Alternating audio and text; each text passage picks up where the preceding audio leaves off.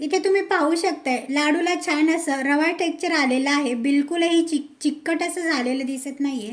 थोडेही चिकट न होता मौसूद असे हे लाडू तयार होतात. एक लाडू मी तुम्हाला इथे तोडून देखील दाखवलेला आहे. बघू शकता एकदम कुरकुरीत खुसखुशीत असे हे लाडू तयार झालेले आहे. पूर्णपणे वितळलेला आहे आणि उकळी यायला सुरुवात झालेली आहे. तर इथे मी गॅस बंद करून घेतलेला आहे. नमस्कार, अन्नपूर्णा रेसिपीमध्ये तुमचं. थंडीला सुरुवात झाली की बऱ्याच जणांना बरेचसे प्रॉब्लेम चालू होतात. केसांचे प्रॉब्लेम असो किंवा स्किनचे प्रॉब्लेम असो, बरेचसे प्रॉब्लेम चालू होतात. तर सगळ्या प्रॉब्लेमवरती एक रामबाण इलाज म्हणून आज आपण बघत आहोत जवसाचे लाडू. थंडीमध्ये बऱ्याच जणांना सांधेदुखी, कंबरदुखी तसेच केस गळतीचे प्रमाण देखील जास्त प्रमाणात वाढतं किंवा त्वचा कोरडी पडणे, त्वचा रखरखीत होते. त्यासाठी जवसाचे लाडू एकदम. बऱ्याच जणांना डिंकाचे लाडू किंवा मेथीचे लाडू किंवा सुक्या मेव्याचे लाडू खात नाही किंवा मेथीचे लाडू हे कडू असतात किंवा कडू लागतात. त्यामुळे बरेच जण खाण्यासाठी टाळाटाळ करतात. त्यासाठी एक उत्तम असा पर्याय म्हणून जवसाचे लाडू आज आपण करत आहोत. डिंकाचे लाडू बनवण्यासाठी भरपूर असे ड्रायफ्रूट्स लागतात. भरपूर प्रमाणात तूप वापरले जातं. तर डिंकाचे लाडू हे थोडेसे खर्चिक पडतात. पण आज आपण करत आहोत अगदी कमी साहित्यामध्ये, घरातल्या साहित्यामध्ये कमी खर्चिक पडणारे जवसाचे लाडू. तर तुम्ही इथे बघू शकता, इथे मी साहित्य घेतलेलं आहे. मी इथे 1 वाटी जवस घेतलेला आहे. तुम्ही इथे पाहू शकता जवस या पद्धतीचे असतात.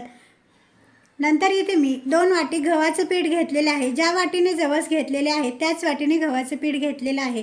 ज्या वाटीने गव्हाचं पीठ आणि जवस घेतलेलं आहे त्याच वाटीने 1.5 वाटी गूळ घेतलेला आहे. इथे 15 ते 20 बदामाचे काही काप घेतलेले आहेत. 15 ते 20 काजूचे काही काप घेतलेले आहेत. डिंक घेतलेला आहे 2 ते 3 चमचे. तीळ घेतलेले आहे पाव वाटी. तूप घेतलेलं आहे अर्धा वाटी. भोपळ्याचे बिया घेतलेल्या आहेत. वेलची, सुंठ आणि जायफळाची पावडर घेतलेली आहे. तर हे सगळं साहित्य घरी उपलब्ध असतं. घरच्या साहित्यामध्ये आपण आज करत आहोत जवसाचे लाडू. हे बघा, गॅसवरती मी कढई ठेवलेली आहे. तर कढईमध्ये आपण सुरुवातीला जवस भाजून घेणार आहोत. आपण मीडियम फ्लेमवरती जवस हे भाजून घेत आहोत. गॅसची फ्लेम मोठी ठेवली किंवा जास्त हाय ठेवली तर जवस हे करपण्याची शक्यता असते. त्यामुळे मीडियम फ्लेमवरती जवस आपण भाजून घेतलेले आहेत. तर जवस हे अनेक आजारांवरती मात करण्यासाठी आयुर्वेदामध्ये जवसाचा वापर केला. वाढलेलं वजन कमी करण्यासाठी असो किंवा PCOD ठीक करण्यासाठी असो, हाय BP कमी करण्यासाठी, ब्लड शुगर लेवल येण्यासाठी, त्वचा किंवा केसांच्या सर्व आजारासाठी जवस हे फायदेशीर ठरतात.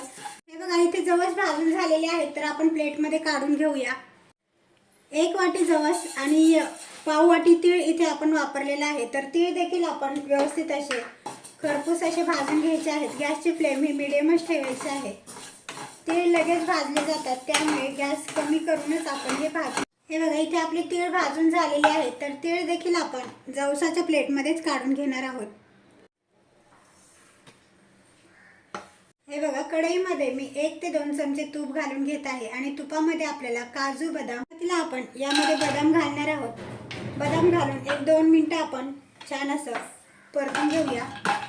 हे बघा, नंतर आपण यामध्ये काजू घालणार आहोत आणि नंतर आपण यामध्ये घालायचे आहेत भोपळ्याचे बी. तर व्यवस्थित असं 1 ते 2 मिनिटं आपण न भाजता देखील तुम्ही काजू, बदाम आणि सुकामेवा लाडूमध्ये टाकू शकता. पण भाजून टाकल्यानंतर छान असे कुरकुरीत लागतात. त्यामुळे आपण इथे भाजून घेतलेले आहेत. ड्रायफ्रूट्स देखील आपल्यासाठी फायदेशीर असे ठरतात. हाय BP कमी करण्यासाठी, ब्लड शुगर लेवल येण्यासाठी किंवा त्वचा आणि केसांच्या आजार दूर करण्यासाठी देखील हे ड्रायफ्रूट्स फायदेशीर ठरतात. बॅड कोलेस्ट्रॉल कमी करण्यासाठी आणि गुड कोलेस्ट्रॉल वाढवण्यासाठी देखील ड्रायफ्रूट्स हे फायदेशीर ठरतात. तर इथे ड्रायफ्रूट्स हे छान असे आपण तुपामध्ये परतून घेतलेले आहे. तर आता काढून घे. बघा, याच कढईमध्ये मी इथे अर्ध तूप टाकून घेत आहे. आपल्याला यामध्ये डिंक, इथे तूप तापलेलं आहे तर त्यामध्ये आपण घालून घेणार आहोत डिंक.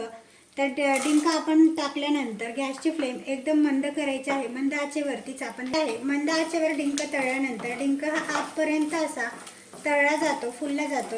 तुम्ही जर इथे गॅसची फ्लेम मिडियम किंवा हाय केली तर डिंक हा व्यवस्थित तळला जात नाही, तर आतून कच्चा राहतो. त्यामुळे मंद फ्लेमवरतीच आपण डिंक तळून घ्यायचा आहे.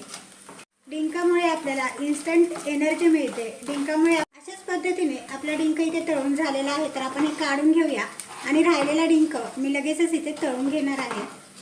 बघा, डिंक तळून शिल्लक राहिलेल्या तुपामध्येच आपण गव्हाचं पीठ घालणार आहोत आणि ते भाजून घेणार आहोत. इथे गॅसची फ्लेम ही लो ठेवायची आहे. लो फ्लेमवरतीच आपण हे पीठ छान असं भाजून घेणार आहोत. आपण गव्हाचं पीठ पूर्णपणे मंद आचेवरतीच भाजून घ्यायचं आहे, त्यामुळे एकसारखं असं पीठ भाजलं जातं. हे गव्हाचं पीठ कंटिन्यू हलवत सोनेरी रंग येईपर्यंत त्याला भाजून घ्यायचं आहे. जवळपास 8 ते 10 मिनिटं झालेली आहेत. तुम्ही इथे पाहू शकताय पिठाचा कलर थोडासा बदललेला आहे आणि पीठ हे थोडंसं ड्राय झालेलं दिसत आहे. तर यामध्ये आपण घालणार आहोत तूप. तूप घालायचं आहे. थोडं थोडं तूप घालून आणखी आपण हे पीठ छान असं भाजून घेणार आहोत. हे बघा, इथे मी राहिलेलं सगळं तूप टाकून पीठ हे छान असं भाजून घेतलेलं आहे. तर पिठाला थोडं थोडं तूप टाकून भाजल्यामुळे छान असं रवाळ असं टेक्स्चर आलेलं पासून आपण पीठ भाजायला सुरुवात करून जवळपास 20 ते 22 मिनिटं झालेली आहेत. तर तुम्ही इथे पाहू शकताय पिठाला छान असा गोल्डन असा रंग आलेला आहे. हे पहा, पीठ इतपत भाजलं गेलं पाहिजे. जर पीठ थोडंसं जरी कच्चं राहिलं तरी लाडू खाताना ते तोंडामध्ये चिटकतात. आणि तर हे बघा, डिंक हा पूर्णपणे थंड झालेला आहे. हाताने देखील डिंक छान असा चुरला जातो. तुम्हाला हवं तर तुम्ही हाताने देखील चुरून घेऊ शकता, पण मी इथे मिक्सरमधून फिरवून घेणार आहे. तर मिक्सरच्या भांड्यामध्ये घेतलेलं आहे आणि मिक्सरमधून फिरवून घेऊया. हे बघा, आपण डिंक मिक्सरमधून फिरवून घेतलेलं आहे. त्यानंतर आपण याच भांड्यामध्ये जवस आणि तीळ भाजून ठेवलेले होते, थंड झालेले आहेत, तर ते देखील आपण इथे बारीक करून घेणार आहोत. हे बघा, आपण इथे जवसाची पावडर करून घेतलेली आहे. ती देखील आपण या पिठामध्येच टाकायची आहे आणि 3 ते 4 मिनिटं भाजून घ्यायचे आहे. सुरुवातीला आपण जवस भाजून घेतलेले होते, पण जवस हे पूर्णपणे भाजले जात नाही. त्याचा थोडासा तरी कच्चापणा राहतो. त्यामुळे आपण पिठासोबत छान असं भाजून घेऊ. जवसाची पावडर देखील 3 ते 4 मिनिटं आपण मंद फ्लेमवरतीच भाजून घ्यायची आहे. जवसामध्ये ऑलरेडी तेल असतं, त्यामुळे वरून तूप टाकून भाजून घेण्याची काही गरज लागत नाही. आपण हे लाडू बनवण्यासाठी जवस कमी आणि गव्हाचं पीठ जास्त घेतलेलं आहे. त्यामागचं कारण असं आहे की रोज आपण 1 ते 2 चमचे जवस खाल्ले पाहिजे, कारण जवस हे आपल्या शरीरासाठी खूप गरम असतं आणि हे जास्ती प्रमाणात खाल्लं गेलं त्याचे दुष्परिणाम होतात. हे बघा, जवसाची पावडर आणि पीठ हे छान असं भाजून झालेलं आहे. तर आपण एका मोठ्या ताटामध्ये काढून घेऊया. हे बघा, याच कढईमध्ये मी इथे 2 चमचे पाणी टाकलेलं आहे. नंतर त्यामध्ये गूळ घालायचा आहे आणि गूळ हा आपल्याला इथे गुळाचा पाक करायचा नाही, फक्त गूळ हा वितळून घ्यायचा आहे.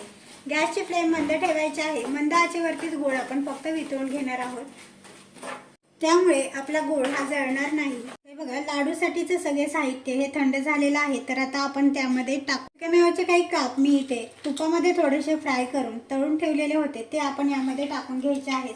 नंतर यामध्ये घालायचं आहे डिंक. तर मिक्सरमध्ये फिरवून ठेवले.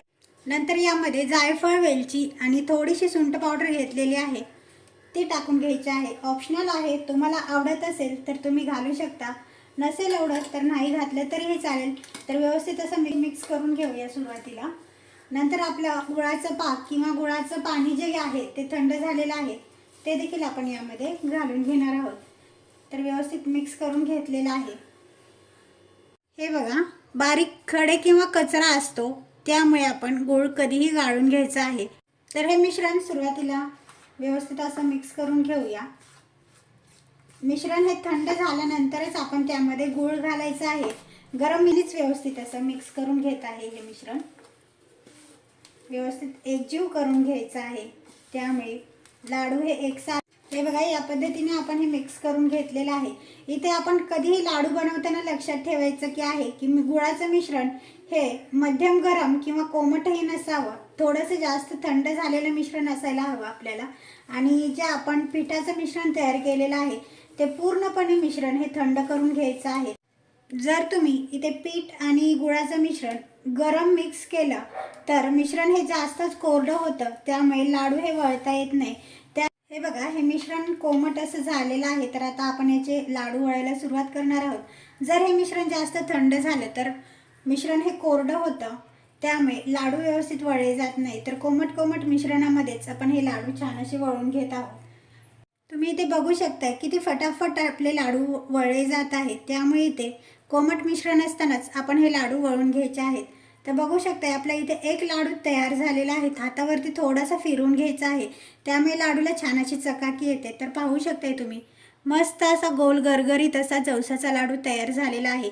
याच पद्धतीने दुसरा लाडू मी तुम्हाला इथे बनवून दाखवत आहे. या पद्धतीने आणखी एक लाडू मी तुम्हाला इथे वळून दाखवत आहे. दिवसातून 1 किंवा 2 लाडू आपण हे खाऊ शकतो, त्यामुळे शरीराला इन्स्टंट एनर्जी मिळते आणि काही आजार असतील तर ते कमी होतात. लहानांपासून मोठ्यापर्यंत सर्वजण हे लाडू खाऊ शकतात. तर प्रेग्नेंट असलेल्या स्त्रियांनी हे लाडू खाऊ नये. बाळंतिणीसाठी तर हे लाडू भरपूर असे पौष्टिक असे मानले जातात. हे बघा इथे एक लाडू तयार झालेला आहे. तर इथे आपण 2 लाडू बनवलेले आहेत. याच पद्धतीने राहिलेले लाडू मी इथे बनवून घेत आहे. बघू शकताय तुम्ही गोल गरगरीत, दिसायलाही खूप सुंदर आणि अतिशय पौष्टिक असा लाडू तयार झालेला आहे. चला तर याच पद्धतीने राहिलेले आणखी लाडू आपण इथे बनवून घेऊया. हे लाडू इथे तयार झालेला आहे. तर याच पद्धतीने हे बघा तयार झालेले आहेत. लहानांपासून मोठ्यापर्यंत फायदेशीर हे लाडू वळून थंड झाल्यानंतर हवाबंद डब्यामध्ये जवळपास 1 ते 2 महिने व्यवस्थित असे टिकले जातात.